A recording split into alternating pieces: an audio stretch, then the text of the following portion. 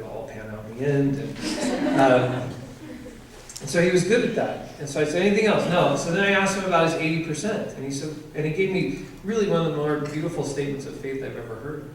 So, I've come to believe that there's a creator, but not a deistic creator, a personal one, who knows me. And that God has certain intentions for his creation. And as we read the Old Testament, we see what those intentions are. But we also see that we've all fallen away from that and have sinned. He said, and I have added to that brokenness in the world. But that God not only reveals in the Old Testament, but most clearly reveals in Christ that he wants to redeem us and forgive us. And that he even wants to forgive me and transform me to be a reflection of his son Jesus, who's the embodiment of what he created us to look like in the world. And it just kind of shared a little bit more of that. And I got choked up and I'm crying, and I said, Ryan, I hate to break this to you. I think you may be a Christian. In fact, I think you may be one of the more articulate Christians at this church. And he looked at me and said, I've been thinking the same thing for some time. But so 3 or 4 Easters ago, he decided to get baptized. He felt like Easter was the only production worthy of his baptism. But we put to death his old life, and he came to this holy life in Christ, and framed the picture and framed his baptism certificate at his house. He has a little shrine to his baptism. But I would say, if you would ask Ryan, if I'd have brought Ryan here tonight and said, Ryan, what was it that led you to faith? It would not be an intellectual formula. Now, he needed some things to not get in the way of his intellect, and he needed a thoughtful faith. But if he would, and that's not bragging, but he would just say, you're the reason I came to faith, because I finally met somebody who I thought was intelligent and thoughtful, but who also embodied Christ. And it was our friendship together that became what was the doorway to faith for him. And I didn't put pressure on him. It wasn't like we were in the midst of Dostoevsky and I said, this is really fun to think about this great Russian literature, but if you were to die tonight, I would at times talk to him and say, where are you at with this whole Jesus thing? And I would talk about my faith as we talked about the literature. I'd say, as somebody who's so deeply committed to Christ, I love what Dostoevsky's trying to do here. Or when we read other stuff, I'd say, this kind of creeps me out. I don't know what to do with this as a Christian. And I would talk from my perspective, and I would talk openly about my faith and how that shaped my view. But it really was me telling my story within God's story that invited Ryan to enter into God's story himself. And I think that's really, really critical as you think about salvation and about evangelism. And I know that's hard because for some of you this is a short-term kind of trip. And so some of you, in the providence of God, will enter into situations where you will be God's right person at the right time with somebody who is in the midst of real struggle. My wife's a great example of this. My wife became a Christian the first time she entered into a church. But she was in the midst of having graduated from college, having her dream job, being engaged to a guy we don't talk about, but not feeling like she had still found peace and found the answer. And she got off the freeway on the wrong exit and drove by the church and thought it was beautiful and thought, I've been to church once in my life, I should go. And came really hungry and seeking, and at the right time, a sweet elderly lady at the church happened to be the instrument of God to extend grace to her. And that may happen for you. You may be the right person at the right time, meeting a person who is in need, and they just sense that there's something about you that has answers to what they are missing. But it may very well be that your job on this trip is to plant the seeds of people who, after you leave, they scratch their heads and say, those were the coolest people I've ever met. Those were the most loving, that was the most loving person I've ever met, and I don't know what that was, but I'm going to have to find out and have to explore that. You don't know who you will be in a person's journey to faith. But I think being able to tell your story well as part of God's story. And don't get that mixed up. Don't tell God's story as a part of your story. So this is not about how you have this really cool story and you've added 3 things about God in, and now it all works well, as though God is a nice new diet that you found that you need to share with people when they say, "You look so thin." And I say, "Oh, really? It's the Atkins diet.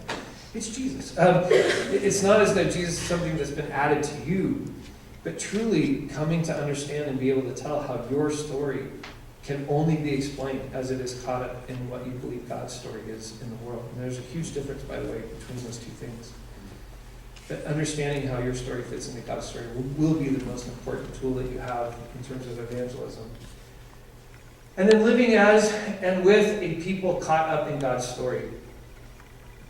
And so I think it's important that how you, some of you will go 2x2 and 4x4 and 47x47. How you live and operate and embody the gospel as a community will be the most important witness that you have as well. The fact that you get up each morning and pray, "Forgive us our debts as we forgive our debtors," and not just pray it, but actually do that. And learn to live in ways that reflect the love of Christ as a community will be the most important part of this witness that you do as well. You can have all the formulas you want, and if you are a cranky people who people think, "I cannot wait till these people go back to the States, or till they get out of here," the gospel will have no resonance whatsoever. Genuine acts of love, mercy, and grace in the world in Jesus' name. Most of you will be on some kind of journey this summer where the reason you're going is to be an instrument of truth or grace or peace or mercy. But I would encourage you to do that genuinely and not as a bait and switch opportunity for the gospel. It's one of my sort of pet peeves. We don't go feed the hungry so that we can then tell them the gospel. We go and feed the hungry because Jesus says, "Go feed the hungry." Because we're a people who are so shaped by Christ, we can't stand the fact that there are hungry people in the world. And we don't clothe the naked, so that if we give them clothes, maybe we'll be able to, hold the evangel keep on them as we put clothes on them. We put clothes on them because we can't stand the fact that they're naked people in the world. And it's the love of Christ that spurs us on. And the more genuine that love is, the more people are open then to hearing about the gospel, because we haven't done that as a bait and switch opportunity. We haven't done that as an ulterior motive so that we can come back and talk about how many people we led to Christ over the summer. We did that because that's who we are. It is who we are. So again, forgive me, my classes heard me tell this story too, but my other favorite evangelism story of recent years is when my wife and I moved to Dallas. I was teaching in Oklahoma, and when my wife and I moved into a neighborhood, we became really good friends with a couple down the street from us, Scott and Tina. And we were, Scott had a church memory. He'd grown up in the church, but hadn't been to church since college years. And Tina had never been to church. And we just became really good friends. And our kids were the same age, and we'd play street hockey together and all that kind of stuff. And we just became really, really good friends, and we'd have Oscar parties at one house or the other, and movie nights and all that kind of stuff. And Tina finally said one time, she said, "Scott, we've been friends for about a year now. We know you're a preacher, but I've never heard you preach. And I've heard you're good." And I said, "Well, I'm okay."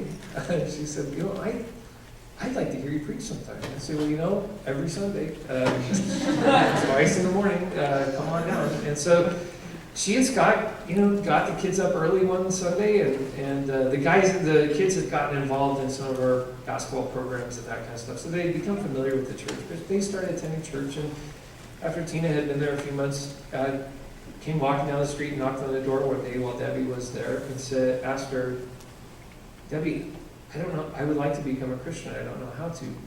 And Debbie said, "Let me call my husband." No, she, you don't pass those kind of opportunities by.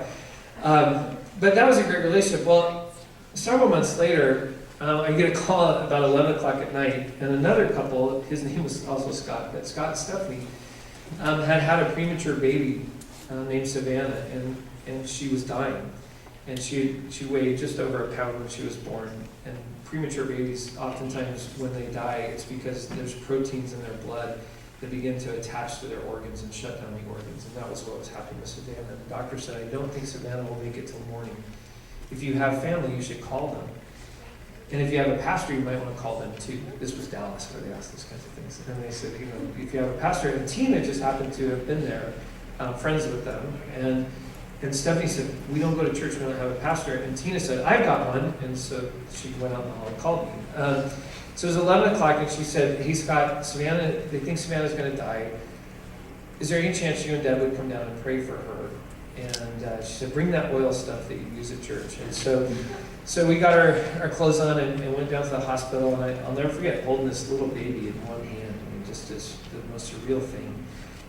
Ended up praying for her and anointing her. And when I tell the story, I say, I honestly didn't have a whole lot of faith. I was praying, God, please do whatever you want to do, but I was really thinking about how I was going to try to minister to this family and the reality that they're probably going to lose her. And now I am the only pastor they know. And what is that service going to look like? All those kinds of questions. But I mustered as much faith as I could and prayed that God would touch this baby. And sure enough, crazy God. Savannah made it to morning, and then she made it to the next day. And so then every day, my new routine is every day I'm going out to the hospital. I'm anointing this poor baby who's covered in oil. Just praying for her every day. And eventually she got better. But the cool part was, once she started to get better, now that she wasn't going to pass away, now they were going to be in the NICU, in the ICU for babies. They were going to be there forever.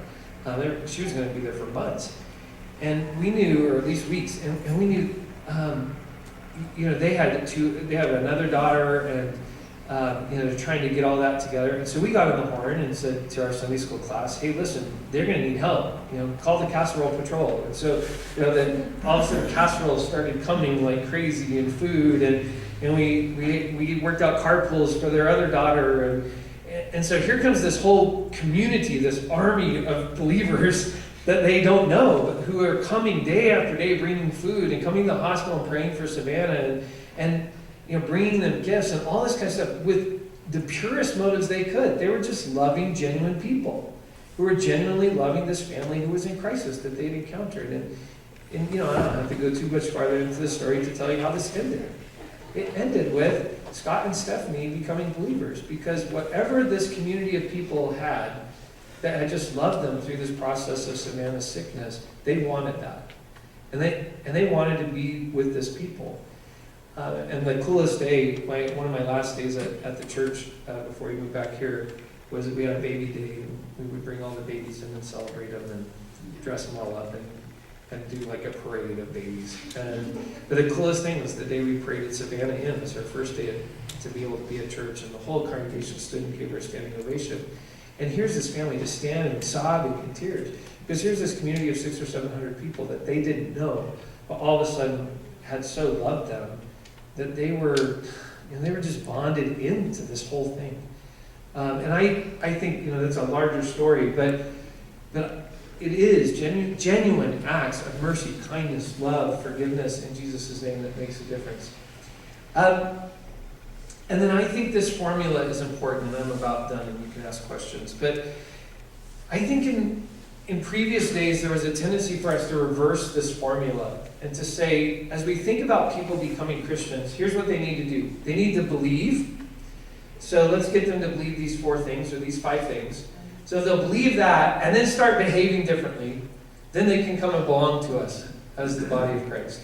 So let's go out, get them to believe, clean them up a little bit, get them to behave differently, and then they can belong. I think today, most evangelism is the inverse. That people come and belong to you and get encircled into a relationship with you and begin to see and participate in these behaviors that are just so strange. I never knew of people who, not that they do everything perfectly, but who love each other through hard things and who treat each other with this kind of dignity, and who begin to participate in that and then ultimately come to believe that which frames and shapes this community. And I think more often than not, our evangelism looks first like people belonging and then behaving and believing with us. And then I think it's important, obviously, that we live transparently. We're not trying to put on a show. We're transparent with who we are. That we pray confessionally. We're certainly not perfect in this, but we're constantly praying that God would create in us a clean heart. And we're open and confessional before others. That we speak boldly. That doesn't mean necessarily we grab a bullhorn, but it means that I'm okay talking about why I am the way I am and why my beliefs are the way they are. So, my wife used to work in Hollywood, and we had all these friends who are really, really pagan.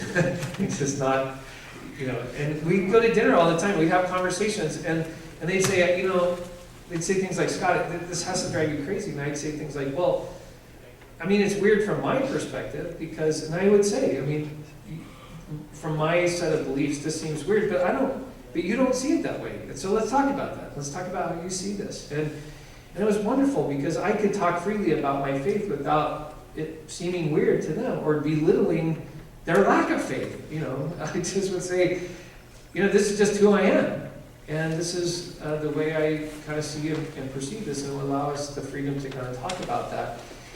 Without me, when your wife works in Hollywood and you're in seminary, so everybody knows you're a preacher, they all act weird around you, like they're eating chips and say, oh, should we have blessed this? Like I'm going to choke from you. But if you can speak graciously, but without a sense of belittling another person's perspective, but be able to speak truly from your own kind of point of view with some boldness is important. And then loving extravagantly. Being people who, that shows up in the way that we treat and deal along with others. Okay? Talk to me. Questions?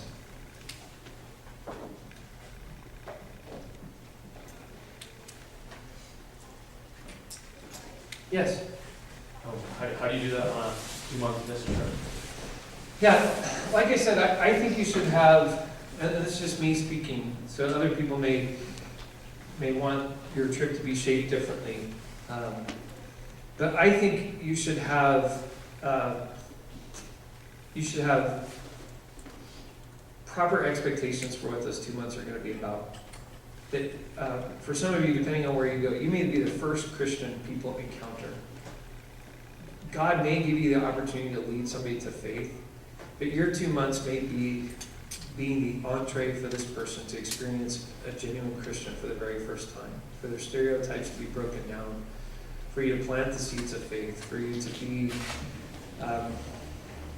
as Paul says, one person plants, another person waters, and it's God that makes it grow. And I think you should feel pressure to be a genuine reflection of Christ, not just because of Christ, but we're sending you out from Azusa Pacific, so be a reflection of who we are and who we want to be. But I think you've got to leave results up to God in that.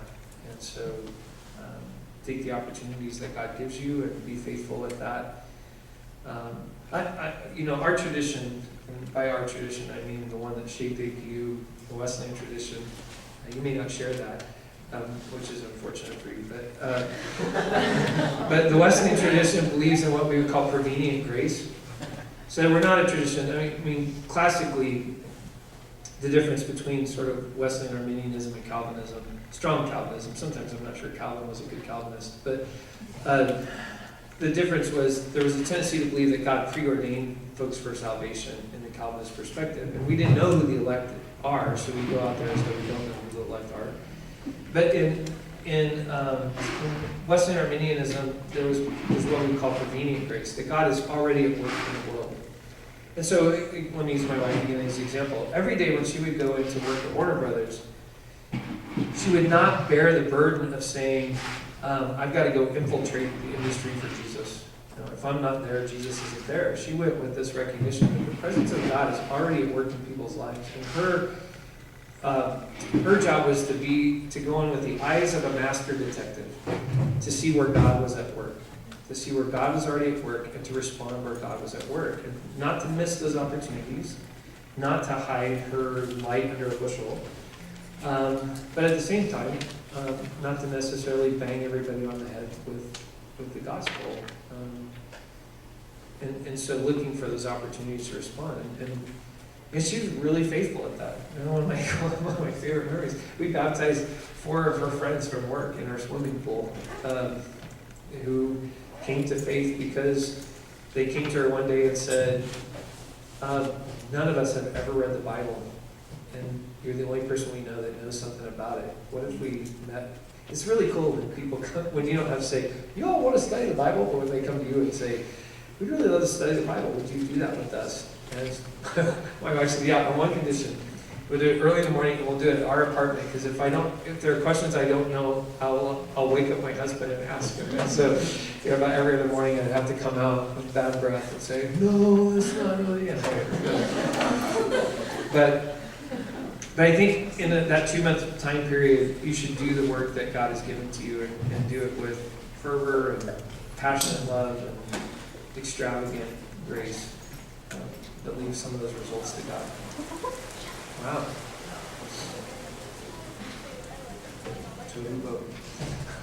Yes. I grew up in a church that was all about the tracts and kind of like going out and like not really engaging with people, just giving them a little booklet that told you like this steps to get to heaven. And like that's not really sat well with me. And I'm just kind of wondering, like, I guess, A, like why do they believe like that's kind of all that's needed, and B, how can I even convey to like people that I grew up with like what I'm doing relationally is just Sure. I don't know. I will say this. If I'm sitting in their chair, I'm looking over, and I hate that we have sides, but looking over to this side, the critique, and I think it's legit, is sometimes what we call relational evangelism is an excuse to not ever do anything. Relational evangelism is an opportunity to be friends with the world without ever having to talk about our faith. And just going, man, I didn't, by the way, ask any questions. So it was a way of getting us off the hook for that. The part I really honor in that kind of tradition is the faith and boldness to go do that. And it's the willingness to go do that. I get a little concerned about some of the martyr complex that we develop in that. So, if Mormon missionaries come to your door and you say, listen, I don't care, and you slam the door, in like Jehovah's Witness and Mormon kind of understanding, they're sad that you didn't accept the faith. They would have preferred that. But you slamming the door in their face is one more opportunity for them to go, yes, I've been persecuted for the gospel. And I think sometimes folks who yell at the Rose Bowl crowd and get yelled back. So their first priority would be for people to accept. Sometimes I wonder if they know what to do if somebody actually did. But the second priority is they actually like it when you yell at them. Because in the kind of weird way, there's this sense of, yeah, I've done persecution for the kingdom and earned stripes. That's the part I would want to go, I'm not exactly sure that's what Jesus meant by persecution. I'm not sure that that's the kind of thing that we ought to be looking for there. And I would want to ask some questions about whether that's the right impression of Jesus that we would want to give. But we may have just sincere disagreements about that with folks of that perspective. But I think it's a legitimate critique to say that the danger of talking about relational evangelism is it just becomes a way of being friends with the world without ever actually being salt and light to people, and without ever really being willing to talk openly about who we are and why our lives are shaped differently than that. I know that was very helpful. So. Other questions? Yes. I'm speaking from my personal experiences. The part they said we might have the opportunity, like where you're like, wow, this loving person I ever met. That's like, I can't believe they lived their life. I think we can kind of get trapped in our minds in that. Like, how do you prevent falling into a guilt complex? If you're like, oh, was I not the most loving person in this moment? Or like, does that make sense? Yeah, and that's where I think praying confessionally and transparency is important there. So that there were times, for example, I mean, theoretically, in our relationship with our long-term relationship with our neighbors who became Christians, in that process, I'm sure there were times when I'm pretty good at Little League games of not living vicariously through my children. But let's say, for example, I yell at the umpire one day, and my friend happens to be the umpire. I think it's perfectly valid for us to come back to that person and say, listen, I really want to apologize for being such a bonehead. I really am committed. I'm really committed to God helping me be the kind of person who reflects the true heart of love and nature that he wants me to be in the world. And I'm still so far from that. And so I just want to ask you, forgive me for being such a jerk. That is not who I want to be. The problem, I think, for us is not so much guilt, but a desire to justify when we're not what we are called to be.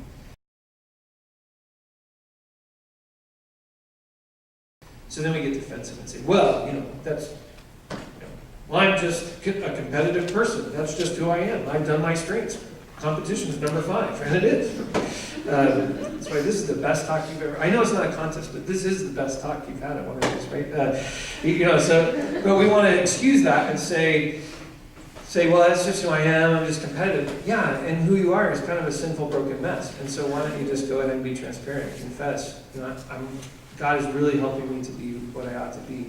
And I don't know that you need to feel guilt about that, but I do think we need to live in ways that are confessional and say, listen, I'm sorry. My 8 o'clock class, I'm sorry that I lost it.